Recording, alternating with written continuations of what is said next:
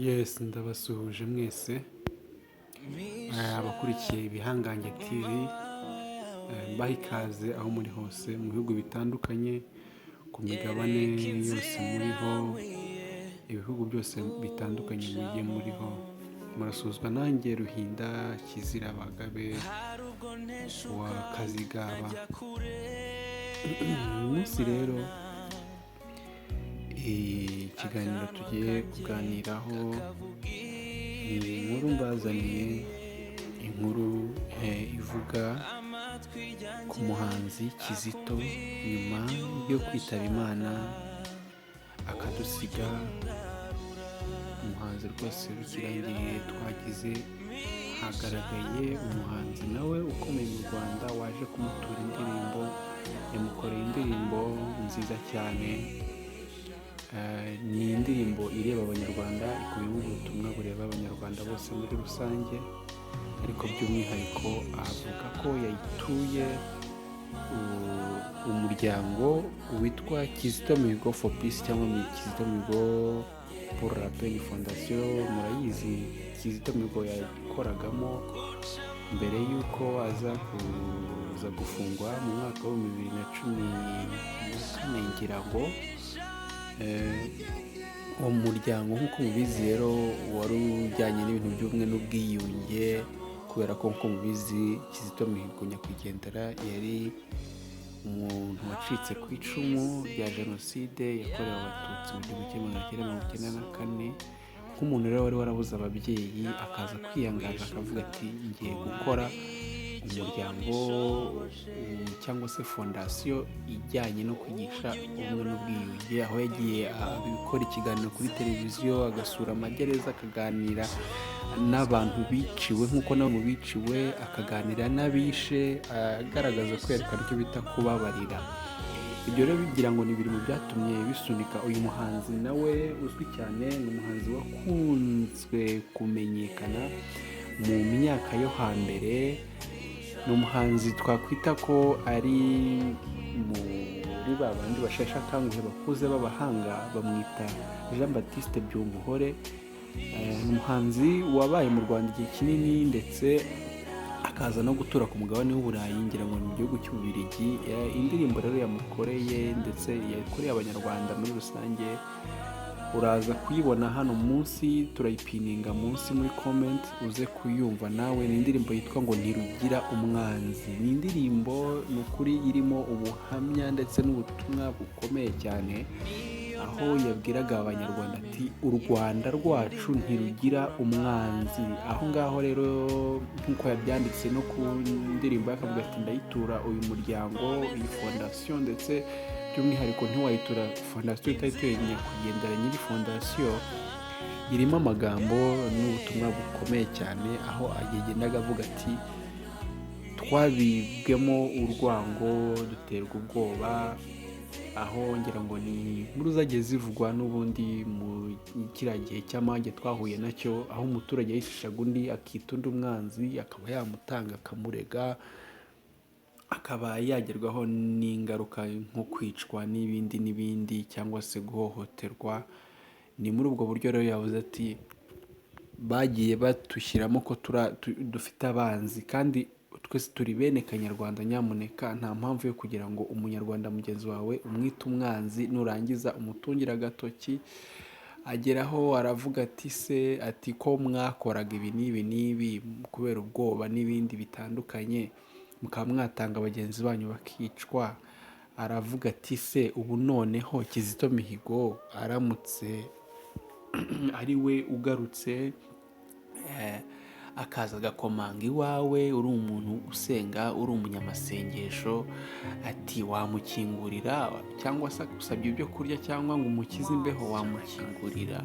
Nyuma aza gusoza n'amagambo y'akababaro avuga ati oya ntiwamukingurira, wibeshya. Ndetse anamanshoningamo amazina y'abantu bamwe na bamwe agenda bavuga, tutari butangaze hano mu kiganiro cyacu kubw'impamvu zacu bwite. Avuga ati nyamuneka ubugambanyi, avuga mbese nkaho yaba yarakorewe ubugambanyi. Avuga ati ntabwo wamufasha, ntiwamutabara. Mu magambo y'akababaro rero nanone yaje gushyira muri description kuri iyo ndirimbo iri kuri YouTube uri buze kureba, yagiye avuga ati hari ikiganiro ngo yumvishe kuri platform imwe nabwo tutari butangaze, yumvamo barimo bamanshoninga amazina ya Kizito Mihigo n'abandi bantu babita abanzi. Icyo kintu kiri mu muryango ubabaje cyane, avuga ati ni gute umuntu yita undi mugenzi w'umwanzi, akavuga ngo mugenzi w'umunyarwanda ngo ni umwanzi w'igihugu, ngo bimwibutsa mbese no mu gihe hari radiyo yitwaga Rutwitsi RTRM mbere y'intambara. Iyo radiyo nayo yajyaga ivuga yita igice kimwe cy'abanyarwanda bakabita abanzi. Ati noneho abiswa abanzi nabo batangiye kwita abandi abanzi. Ibyo bintu rero bigasa n'ibyatushije bwana Jean Baptiste Byumvuhore, avuga ati se ni gute wita umwanzi umuntu nkawe kandi yari umuresikape n'ibindi bigiye bitandukanye. Rero tudatinze mu magambo, nakureka ugakurikira iyo ndirimbo, urayisanga muri comment, utubwire ese birakwiriye bana b'u Rwanda, bene Kanyarwanda, ko twitana ba mwana ndetse ko tujora nyakwigendera yarakwiriye kuruhukira mu mahoro, ntabwo yarakwiriye kuba yagira gutya mbese agavugirwaho amagambo atari meza. Bibutsa yuko Kizito Mihigo nyakwigendera, ku batamuzi uretse ko byaba ari ukugeza nkana, keretse wenda ikiragano kizakurikira nicyo kizabaza amakuru yiwe, ariko yari umukristo wa Gatolika, yaririmbye indirimbo nyinshi za kiliziya, aririmba n'izisanzwe, iz'ubumwe n'ubwiyunge zigiye zitandukanye. Yize ibijyanye n'umuziki ku mugabane w'Uburayi, aragaruka ndetse nk'uko mubibona mu mashusho, mu mafoto twabashyiriyemo hano, yari yarafunguye n'ishuri. Gusa muri 2014 yaje duhereye 2011 cyangwa na 10 gutyo, yasohoye indirimbo yitwa Twanze gutoberwa amateka, yari ijyanye no gufasha abantu kwibuka jenoside yakorewe abatutsi. Yavuga ati amateka yacu ntabwo dukwiriye kuyavuga ukundi ngo tuyavunagure ngo tuyagoreke, ati tujye tuyavugisha ukuri. Nyuma rero iyo ndirimbo yatumye agira success cyane, arakundwa mu Rwanda ndetse aza no kuhatura. Gusa 2014 yaje gutabwa muri yombi akekwaho ibyaha, yaje no kwemera byo gukorana n'abantu bashakaga gushinga umutwe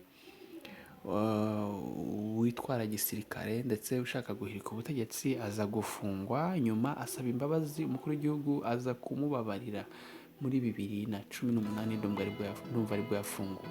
Rero muri uyu mwaka mu kwezi kwa kabiri Gashyantare tariki 13 yaje gufatwa nanone hafi y'umupaka w'u Burundi, bavuga ko yari agiye gutoroka igihugu. Araza bisa nkaho yongeye gusubira muri bya byaha n'ubundi yari yarashinjijwe.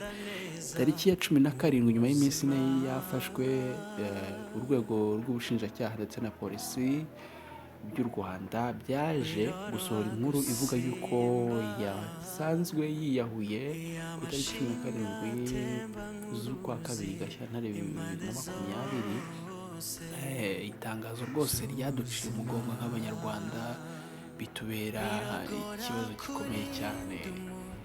Nyakwigendera rero nuko yaje kutuvamo, ariko hari ibintu bajya bavuga ngo umuhanzi ntapfa. Iyo uri umuhanzi ibikorwa byawe bisigara bivuga.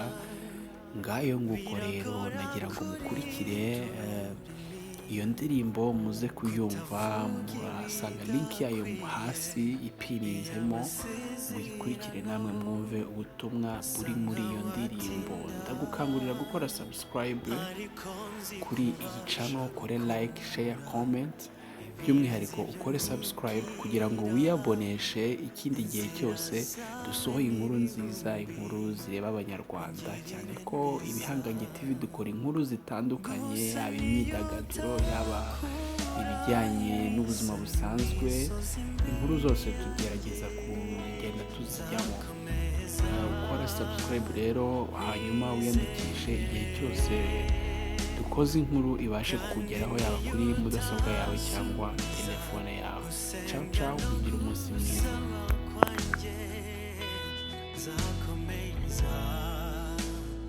we